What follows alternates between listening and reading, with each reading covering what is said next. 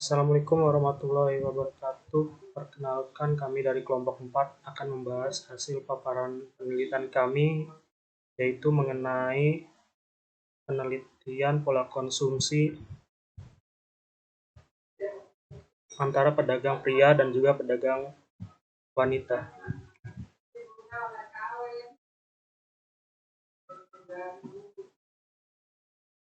Kelompok kami terdiri dari yang pertama Denny Kristiawan, yang kedua Rifda Isa Putri, yang ketiga Intan Husnul, yang keempat saya sendiri Ahmad Taufik Hidayat, yang kelima Ditya Pratama, yang keenam Muhammad Ashraf Saputra, yang terakhir adalah Felizia Syafira. Materi penelitian yang akan kami bahas adalah landasan teori, data penelitian, pembahasan, dan yang terakhir adalah penutup. Yang pertama, landasan teori akan disampaikan oleh rekan saya.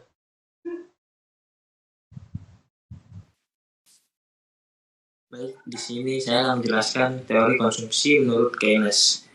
Keynes mengatakan bahwa jumlah konsumsi saat ini berhubungan langsung dengan pendapatan. Seseorang bisa melakukan tambahan konsumsi atau marginal propensity to consume dalam jumlah besar jika pendapatannya besar juga. Teori ekonomi Keynes berbeda dengan ekonomi klasik yang hanya mengkaji kasus pekerja penuh. Keynes juga menyatakan bahwa ada konsumsi yang tetap dipenuhi seperti kebutuhan pokok. Kebutuhan tersebut dinamakan dengan konsumsi otonomus yang harus tetap dipenuhi walaupun pendapatan sama dengan nol. Next. Teori konsumsi siklus hidup. Teori ini membagi pola konsumsi menjadi 3 bagian menurut usia, yaitu adalah yang pertama, seseorang dari 0 sampai usia tertentu, orang ini dapat menghasilkan pendapatannya sendiri sampai dia menghadapi tabungan konsumsi tetap, tidak ada pendapatan yang lebih besar dari pengeluaran konsumsi.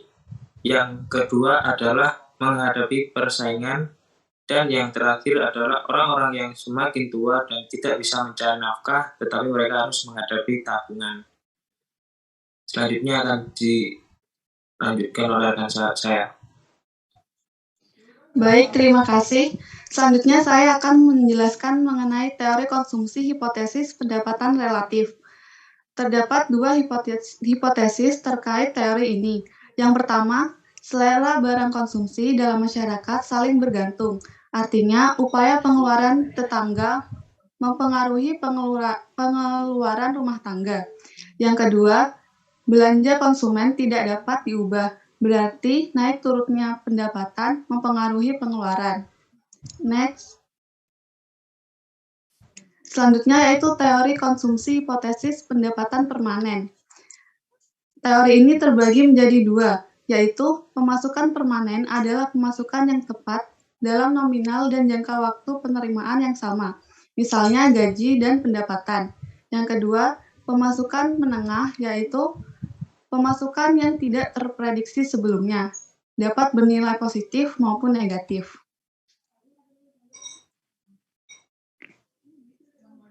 Untuk materi selanjutnya akan dijelaskan oleh rekan saya. Pada penelitian ini, kami meneliti dari 70 responden pedagang yang ada di berbagai daerah dengan menggunakan sampel gender yaitu 35 laki-laki dan 35 perempuan. Di penelitian ini, kami ingin mengetahui bagaimana pola konsumsi para pedagang jika diperbandingkan berdasarkan gender. Untuk itu, kami telah membagi beberapa kelas, yakni usia, riwayat pendidikan, serta tanggungan anak untuk mengetahui pola konsumsi mereka. Pada perbandingan usia, kami mendapatkan informasi perbandingan pola konsumsi bahwa pada usia 20-30 tahun, laki-laki dan perempuan memiliki pola konsumsi yang cukup berbeda, di mana perbedaannya terletak pada penggunaan hasil pendapatan, di mana laki-laki cenderung konsumtif dibanding perempuan, dengan penghasilan rata-rata sekitar antara 100-200 ribu. Laki-laki cenderung memiliki pola konsumsi yang cukup besar. Mereka cenderung menggunakan uangnya untuk membeli kebutuhan sekunder cukup sering. Sedangkan pada usia 31-40 tahun dan 41-50 tahun, pola konsumsi antara keduanya memiliki kesamaan, yaitu cenderung berhemat dengan pengeluaran yang cukup efektif dan sudah memiliki kesadaran menabung pada kondisi apapun. Untuk usia 50 tahun ke atas, pola konsumsinya hampir sama dengan penjelasan sebelumnya, yaitu cenderung produktif dalam mengelola keuangan. Hanya saja perbedaannya terletak pada kondisi keuangan antara keduanya. Laki-laki cenderung memiliki penghasilan yang cukup besar, sedangkan perempuan sedikit lebih rendah.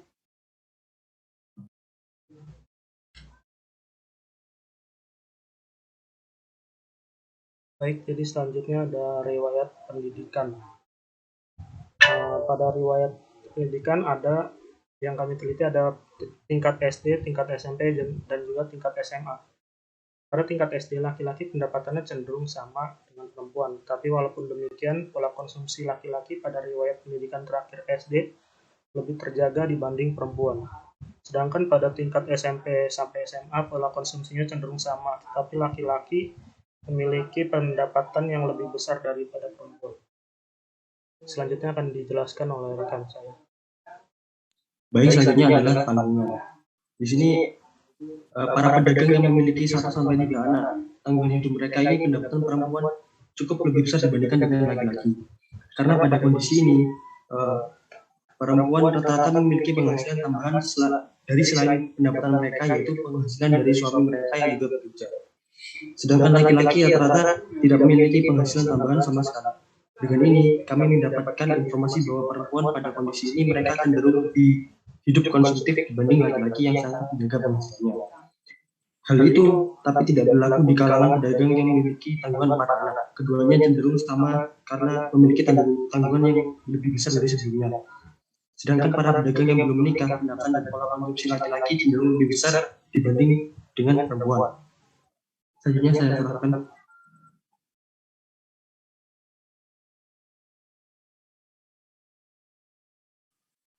Pengaruh pola konsumsi pada sebelum dan sesudah COVID-19. Dampak pandemi COVID-19 sangat berpengaruh pada semua pedagang. Dari hasil penelitian yang sudah dilakukan, hampir semua pedagang baik laki-laki atau perempuan dan di kalangan pedagang manapun semua sepakat bahwa kondisi ini sangat mempengaruhi kondisi pola konsumsi mereka. Dari data yang telah kami dapatkan, semua pedagang mengakui bahwa pola konsumsi mereka menurun dikarenakan adanya penurunan pendapatan dari hasil penjualan mereka. Sehingga mereka para pedagang dipaksa untuk hidup lebih produktif dan menjaga pola konsumsi dengan efektif. Next. Perbedaan pola konsumsi antara pedagang laki-laki dan perempuan. Dari hasil penelitian menunjukkan bahwa banyak sekali keberagaman antara keduanya, sehingga tidak bisa disimpulkan hanya dari satu sudut pandang saja. Banyak sekali yang menjadi faktor penyebab pola konsumsi baik positif maupun negatif. Next.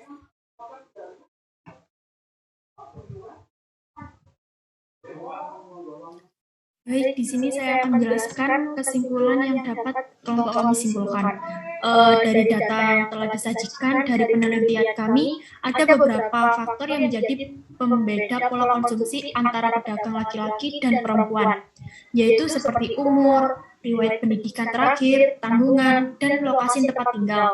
Selain hal tersebut, pola konsumsi pada laki-laki dan perempuan hampir memiliki kesamaan.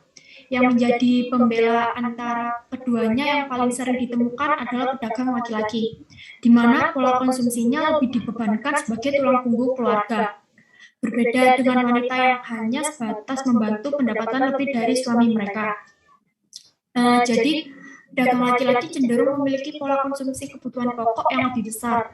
Nah, sedangkan pedagang wanita lebih condong pola konsumsi yang bersifat primer dan tabungan yang lebih besar dibanding laki-laki. Selanjutnya akan aku serahkan ke moderator. Baik, jadi di sini ada sebagian dokumentasi wawancara pedagang berdasarkan gender. Di sini ada sebagian dokumentasi yang telah kami lakukan, yaitu pedagang laki-laki, dan yang terakhir ada sebagian dokumentasi dari pedagang wanita. Mungkin itu saja yang bisa kami sampaikan, kurang lebihnya mohon maaf bila ada salah kata. Wabillahi taufik wal hidayah. Wassalamualaikum warahmatullahi wabarakatuh.